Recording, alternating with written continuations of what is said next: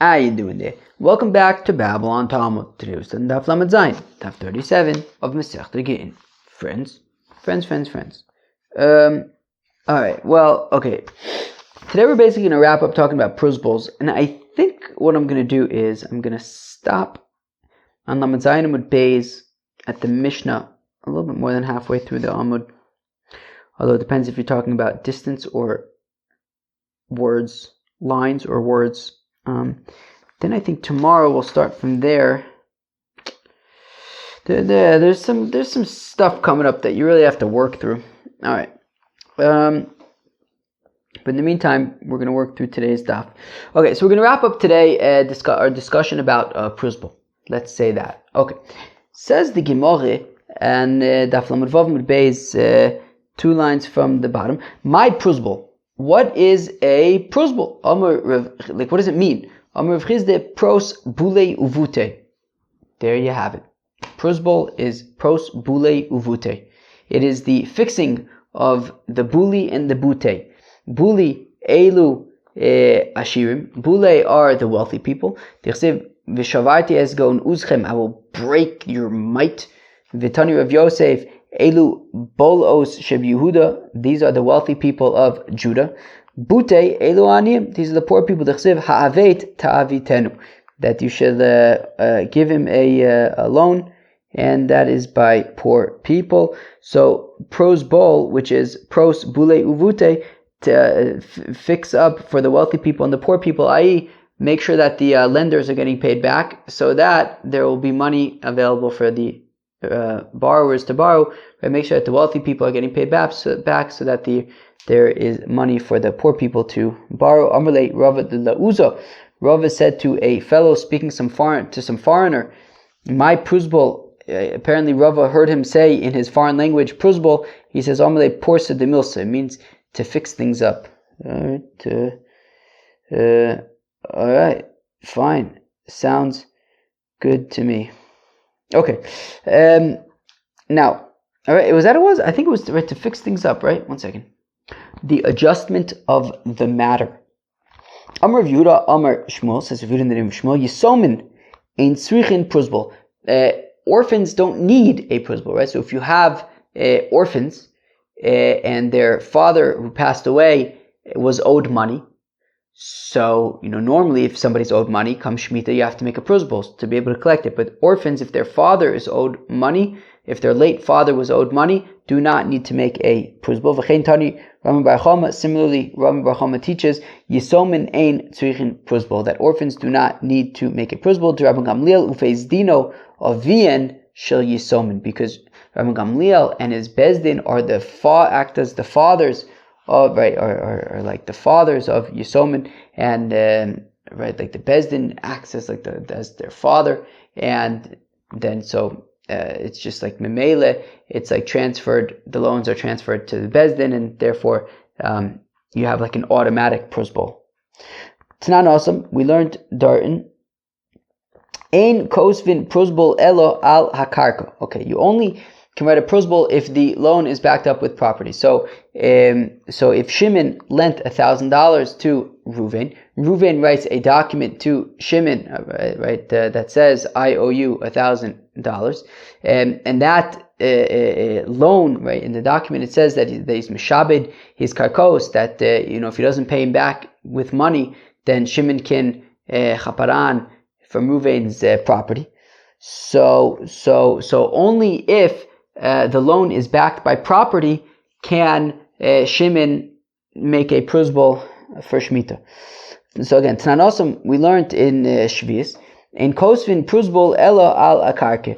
We only create a prosbol, we only write a prosbol document for loans that are backed by property. Im ein lo. Now, if Reuven, the borrower, does not have property to be mishabed, mizakeu besoch sodeu kol shehu.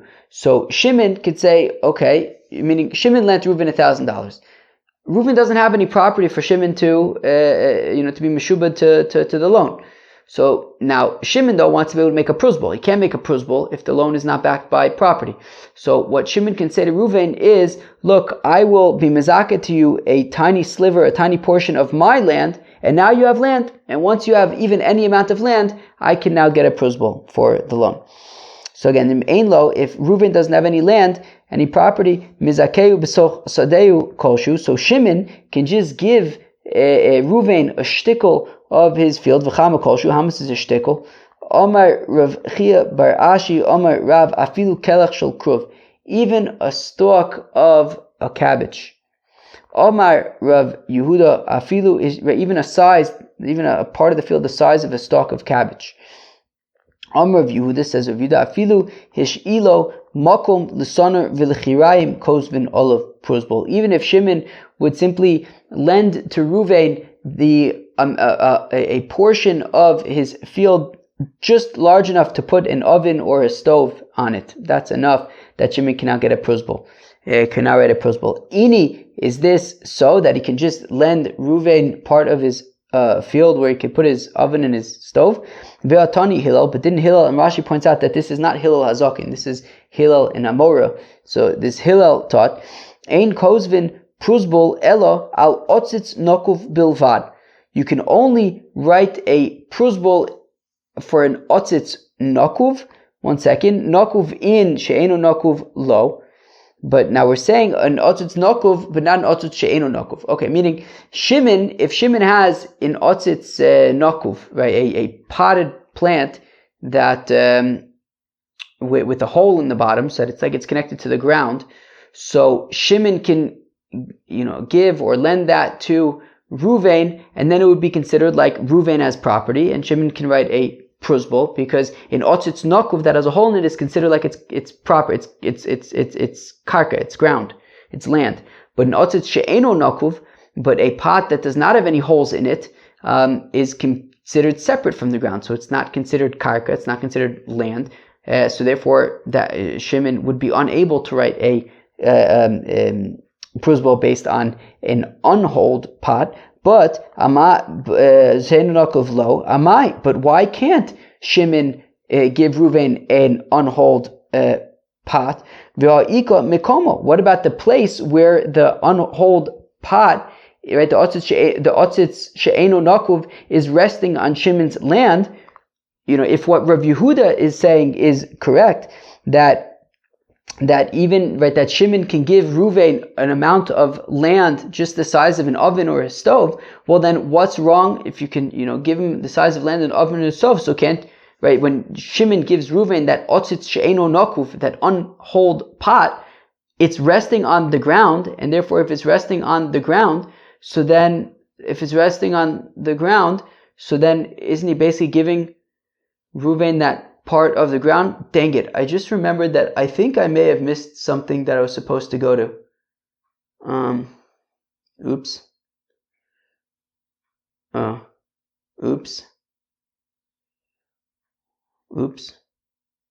Well, the cool thing was that this week I didn't have to go to anything. Well, no, I guess technically maybe I did have to go to something, but I feel like I missed it. Alright. Fine. So amai v'ha'ika mikomo. Fine. Oh, very good. Okay. But no. So Rav Yehuda, you're saying that you can that Shimon can give to Reuven just like a little piece of property that you could put a oven on. But then how come he can't give Reuven a otzitz she'eno nokuv? Why can't Shimon give Reuven otzitz she'eno nokuv? I mean, he's just giving him the part of property that it's on. Well, we're talking about an example where the pot is like on like a peg. It's not actually resting on the ground. And therefore, if it's an otzitz nokuv, if it's a pot that has a hole in it, well, then the pot itself would be considered like property, and he's actually giving Reuven property. But if it's an otzitz she'eno nokuv, so then it's not considered part of the ground. Therefore, he's not, it's on a peg, so he's not giving him actual land, and the pot itself is not considered like it's part of the land, so therefore it doesn't work. Fine. Rav Ashi makne le gidma dedikla. Rav Ashi would say that it would be enough for Shimon to give Reuven a stump of a palm tree, V'chasav alei pruzbul, and then Shimon would be able to write a pruzbul. Rabbanon devei Rav Ashi masim milsayu le'adodi. So the rabbis by the Beis HaMedrash of Rav Ashi, they would just, if they had, loans that they were owed, they would just transfer it to one another, because they were Talmidei Chachamim. Even without a document, right? They wouldn't even write a pruzbul. They would just be like, "Yo, bro, I'm just transferring. I'm going to transfer my loan to you, and then I'll be able to collect it." Reb Yonasan Maser Mile Reb Chia Bar Abba. Reb Yonasan, transferred his pruzbuls, his loans that he had to Reb Chia Bar Abba. I think the point is even without writing a document. And Reb Yonasan says to Reb Chia Bar Abba, "Is that it? Am I done? Do I need to do anything else? Do I need to write anything?" And Reb Chia Bar Abba says, "Nisht, you're good to go. Have fun, live your best life." Tanu Rabbanan, the rabbis taught, "Ein lo karka." Now, if Ruvain does not have any property, v'la orev yesh lo karka. However, there's a guarantor, right? Shimon lent $1,000 to Ruvain. Levi is guaranteeing the loan. That if Shimon defaults, if Ruvain defaults, if Ruvain cannot pay back Shimon, Levi will pay him back. So if Ruvain does not have any property, but Levi does have property, Kosvin olav pruzbul, so Shimon can write a pruzbul. Lo v'la oriv ein len karka. Now, if neither Ruvain nor Levi have any land, v'lechayev lo yesh lo karka. But the thing is, Yehuda owes money to Ruvain. So again, Ruvain owes $1,000 to Shimon. Yehuda owes $1,000 to Ruvain. Now, Ruvain does not have any land, nor does the guarantor Levi, but Yehuda, who owes money to Ruvain, who owes money to Shimon, Yehuda has land. So, Kozvin olav pruzbul, Shimon can write a pruzbul. Midu Reb Nosson, because of Reb Nosson, the Tanya Reb Nosson Omer says Reb Nosson, this has come up a few times, Minayin lenoshe b'chaverei moneh, b'chaverei. How do I know that if, how would I do this technically? Minayin lenoshe b'chaverei moneh, b'chaverei. Okay, so I don't know that if Shimon is owed money by Ruvain, but Ruvain is owed money by Yehuda, how do I know that you can just take money from Yehuda? Shimon can take money from Yehuda directly. That he gives it to the one who is owed, not to the one who he borrowed from. So meaning, the point being that if Yehuda, right, so if Yehuda owes Shimon money, if Yehuda owes Ruvain money, and Ruvain owes Shimon money, Shimon could essentially just collect directly from Yehuda. And therefore, in this case, even though Ruvain does not have any property, nor does Levi the guarantor, but Yehuda, who owes money to Ruvain, who owes money to Shimon, Yehuda does have property, so Shimon can write a pruzbul, since essentially Yehuda, who owns property, owes Shimon money. Wow, those names got kind of out of order as more things got added to the mix, but okay, fine. Where are we? Who could tell me where we are? Well, we're moving along. Okay, I mean, it's not going fast, but we're moving along. What do you want me to tell you? Tanan Osam, we learned over there, I believe also in Shvius. Hashvius mishametes es ha-milve. That comes Shemitah. Why? I feel like this microphone is like getting... Okay, hopefully that's okay. Tanan Osam, we learned in Masechta Shvius. Hashvius mishametes es hamilve, that comes Shemitah Shmitas Ksofim, and the loan is waived, right? The loan goes away. Bein bishtar, bein shelo bishtar. Whether that loan was with whether that loan had a document, right? Whether Shimon has a document written by Ruvain in which it says that Ruvain owes him money, or whether there's no such document, comes Shmitas Ksofim, and it waives the loan. Rav and Shmuel both say about this Mishnah, Bishtar sheyesh bo achrayis nichosim. Wait, what? Bishtar, that when it says that bein bishtar, bein shelo bishtar, So when it says b'shtar shtar sheyesh bo achrayis nechosim. So if the document that Shimon has that says that Reuven owes him $1,000, if that document also says and that Reuven's property is meshubad to that loan, so then comes Shmitas Ksofim and waives the loan. Shelo b'shtar she'ein bo achrayis nechosim. And shelo b'shtar means meaning that there is a document, but that document doesn't say anything about Reuven's land being meshubad, his property being meshubad to the loan.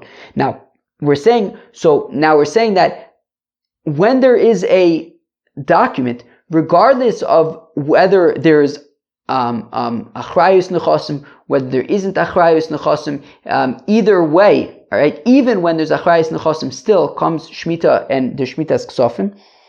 Kol sheken milva al peh, and certainly if there was no document at all, it was just a verbal loan, right? Shimon lent $1,000 to Reuven. There's no document or anything. Certainly, then shmita will be, will waive that loan.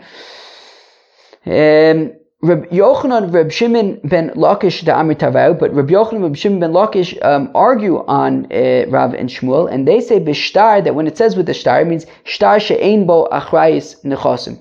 Now that's talking about a document that simply says that Reuven owes Shimon money, but it doesn't say that any property is meshubad to the loan.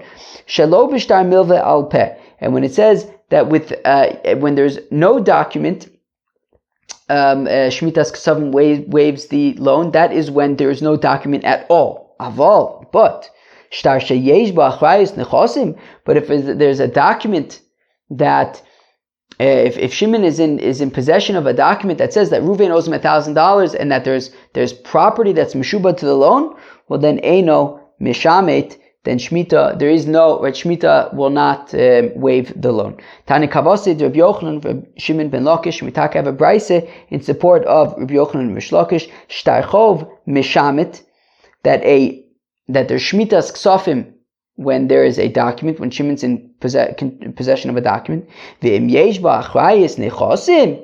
But if that document says that Reuven's property is meshubad to the loan, well then, Eino Mishamet. Then there's no Shmitas Ksafim will not waive the loan. Tani Idach, we have another brayse. Siyem lo sode achas balva. Also, if there is if there's a property that is delineated as part of the loan as Meshubah to the loan, Eino Mishamet, then Shmitas Ksafim will not waive the loan. Not only that, Ela afilu kosav kol nichsai achroyin vayvoyin licho, and even if it says in the document that all of my property, so he doesn't specify a particular property, right? Because the point is that if he specifies a particular property, then it's like it's already been collected, so to speak. And therefore, if we're delineating a property already, right? So Shimon lends $1,000 to Reuven, and then Reuven says, this particular property is meshubah to the loan.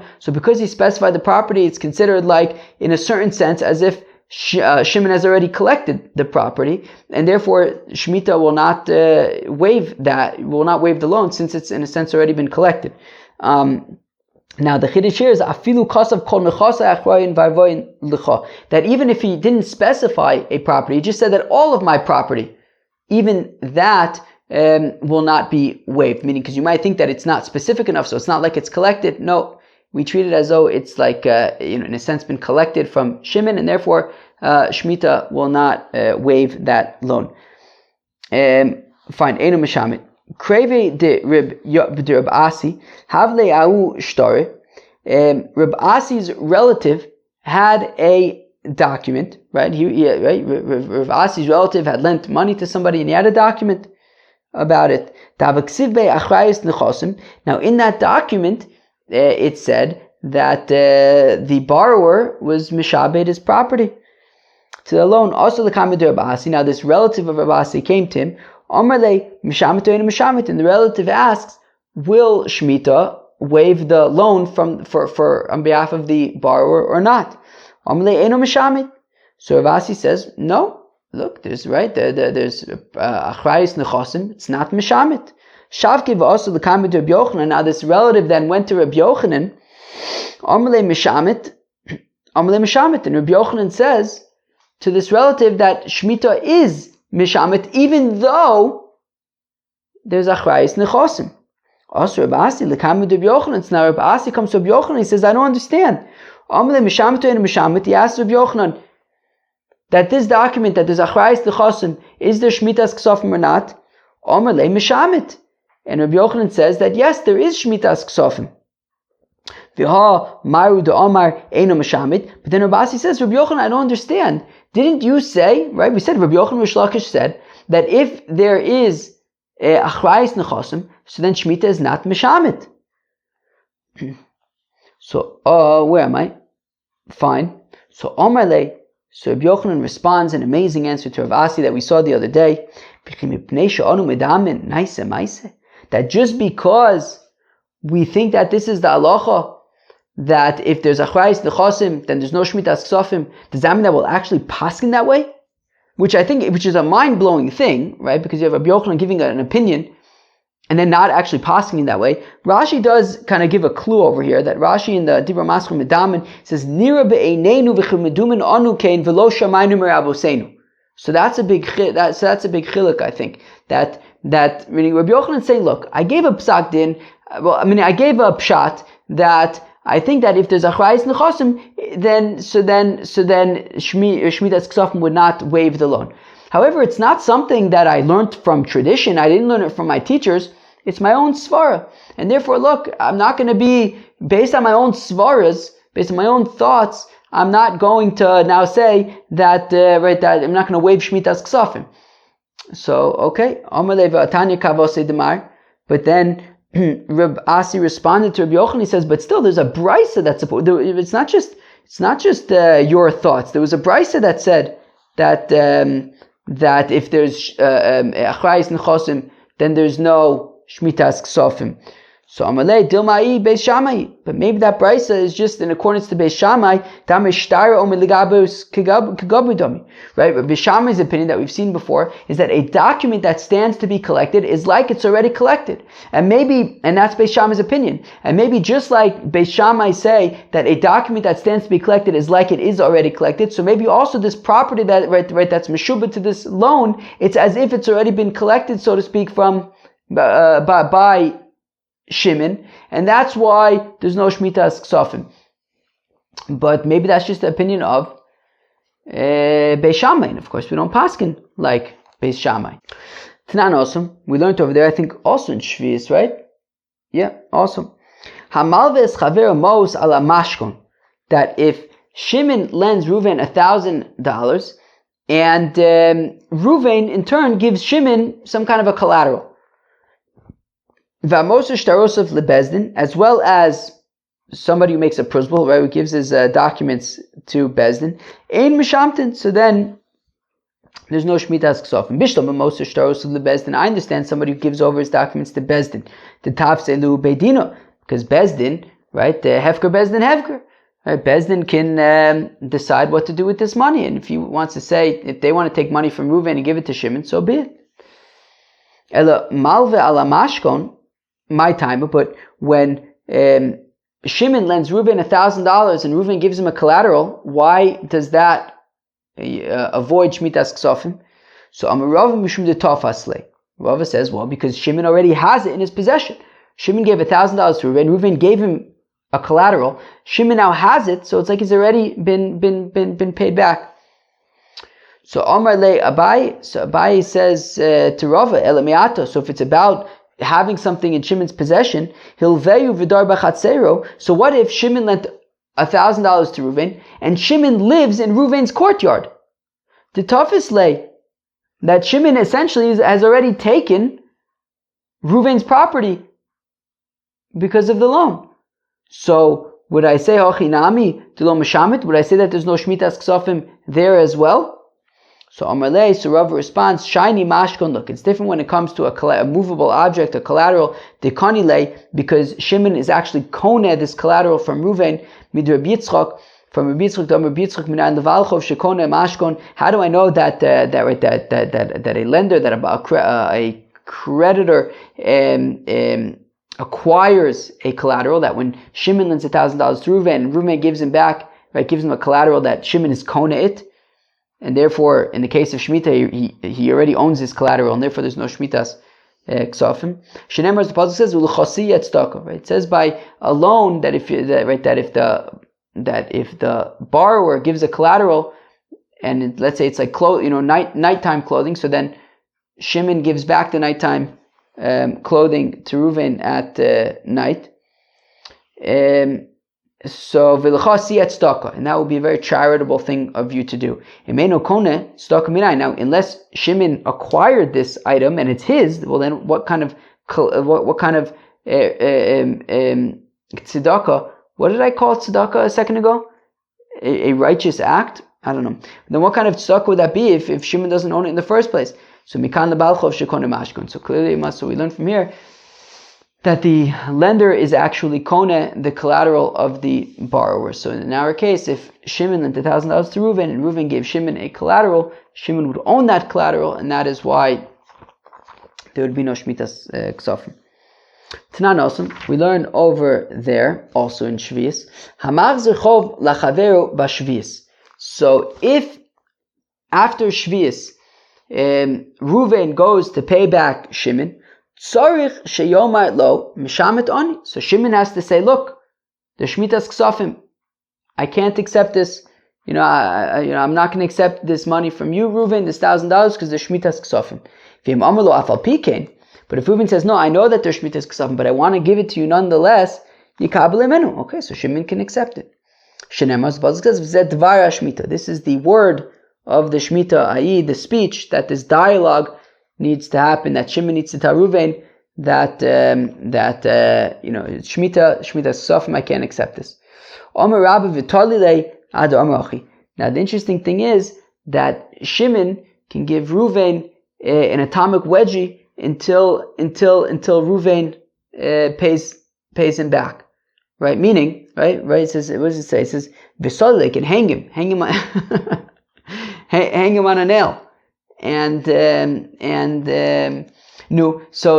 if Reuven comes to pay back Shimon, and Shimon says, look, I can't accept this because of Shemitah's Ksafim. So now, if Reuven says, even so, I want to give it back, so then Shimon can accept it. Now, Rabbah takes it one step further and says that, and if Reuven doesn't say, I want to give it to you anyways, Shimon can chop him and hang him on a nail by whatever article of clothing you would like to hang him on a nail from, and until he says, okay, fine, I want to give you back the money anyways. Okay, fine. Eisvei Abai, but Abai asks a kasha to Rabbah. That if Reuven wants to pay back Shimon, don't say I'm giving it back to you because I'm obligated to give it back to you. Look, this Reuven says to Shimon, these $1,000 are mine. But I'm gifting it to you. So therefore, how could Rabbah say that like he can give him an atomic wedgie until he returns it? It sounds like he has to give it as a gift. No, you can still give him an atomic wedgie until he says, I want to give it to you as a gift. Okay? Abba bar Marta, du Abba bar Manyomi, have a masik pay Rabba Zuze. Rabba had lent money to Abba bar Marta, who is Abba bar Manyomi. I sinu niale bashvies. Now after Shemitah, Abba bar Manyomi, Abba bar Marta went to pay back Rabba. So Rabbah, of course, says, look, I can't accept this, right? Shemitah's Ksafim. Shaklinu v'ozo. So Abba bar Marta, Poshet, said, oh, okay. And he took the money and he went home. Also, Abaye ashkeda v'otziv. Now Abaye found Rabbah and he saw that Rabbah was very sad. Now Rabbah was a poor person. Rabbah did not have a lot of money. And Abaye sees Rabbah and Rabbah was very sad. And Abaye says to Rabbah, why are you sad? Omar he tells Abaye what happened with Abba bar Marta, who came to pay him back, and Rabbah said, look, I can't accept it because of Shemitah's Ksafim, but then Abba bar Marta did not say, well, I want to pay you back anyways, he just took the money and left. Also, Lagabis Abaye went to Abba bar Marta, Omar le, and he says to him, Amtas le zuze lemar, did you come, wait, what is Amtas le? I assume what it means is, did you go to pay back Rabbah? And he says, yes. Omar le, umay omalach. and he says to Abba Bar Marta, and what did Rabba say to you? Omerle, Mishametani. Rabba said that Shmitas Ksafim, it's yours. Omerle, Omerle Afal Pikain. And then Abai says to Abba Bar Marta, so did you say yes, but even so I want to give you back the money anyways? Omerle lo. Abba Bar Marta says, no, I didn't say that. Omerle vi Omerle Afal Pikain Hava Shaklinu. And Abai says, yes, but if you would have said that, nonetheless, I'm interested in paying you back, well, not paying you back necessarily, but I'm interested in giving them to you. So Rashi says, even so, I want to return it to you. Rabba would have accepted that. So Hashta Mias Amtinu Niale. So why don't you, Abba Bar Marta, go and return the money to Rabba, the Emale, and say to him, Afal Pikain, that I want to return them to you, even though there's technically even though there's Shmitas Ksafim. Also Amtinu Niale, the Amale, Afal Pikain. So Abba Bar Marta went and he brought the money to Rabba and he says, look, even though there's Shmitas Ksafim, I want to return the money to you. Shaklinu Minei, and Rabba accepted it. Omar, and Rabba said, Lo hava beidaita ba'etzuv merabon meikar. That Abba Bar Marta did not, I think what it means that Abba Bar Marta did not initially know to say that he wants to return it nonetheless. Homer of Yehuda, Omer Rav. So I have a note here that says you could skip the word Nachman. I think it makes sense for two reasons. A, we don't usually see Rav Yehuda quoting Rav Nachman, I don't think. And also, because Rav Yehuda was a contemporary of Rav Nachman, but also the next word is Ne'eman. So it could just be that there's like some kind of typo here, that Nachman, Ne'eman. So I don't know, let's leave out Nachman. Amar Rav Yehuda, Amar Rav, Ne'eman Adam Lomar, a person is believed to say, Pruzbul haya biyadi. I had a pruzbul and it got lost, right? Shimon is believed to say, look, meaning Shimon wants to collect $1,000 from Reuven. Shimon is trusted to say, look, I had a pruzbul. I don't know what happened to the pruzbul. He's believed. My time, how come he's believed? Came to Takinu Rabbon and pruzbul. Well, because since the rabbis made an easy enough system to be able to legally collect, for Shimon to be able to legally collect his $1,000 from Reuven by simply having a pruzbul, so we can assume that Shimon did, in fact, make a pruzbul so that he can collect legally. Lo shave ketera ve'ochil isura. A person would not, when you have a way to do something in a permissible way, and it's an easy way to do it in a permissible way. We can assume that Shimon wasn't just going to do it in a forbidden way if he could do it in a permissible way, and therefore, if he says that he had a pruzbul, but it got lost, we can believe that he did in fact have a pruzbul.